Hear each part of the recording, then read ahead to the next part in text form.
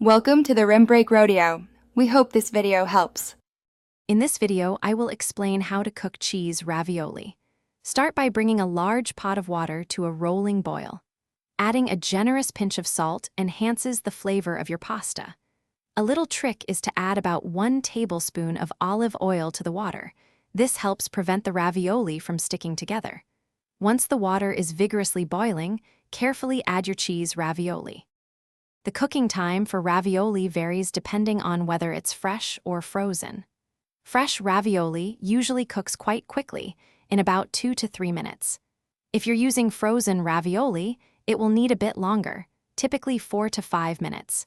You'll know your ravioli is perfectly cooked when it floats to the surface of the water. Once your ravioli is cooked to perfection, it's time to drain it.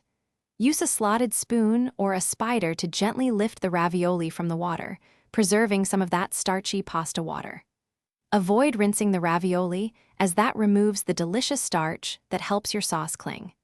Immediately toss the warm ravioli with your preferred sauce for the best flavor.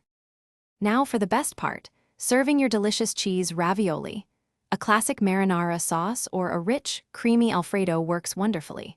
For an extra touch, garnish with a generous sprinkle of freshly grated Parmesan cheese and a few fresh basil leaves. Pair it with some warm garlic bread and a crisp green salad for a complete and satisfying meal. Enjoy every bite. Thanks for watching. Consider subscribing if we helped you.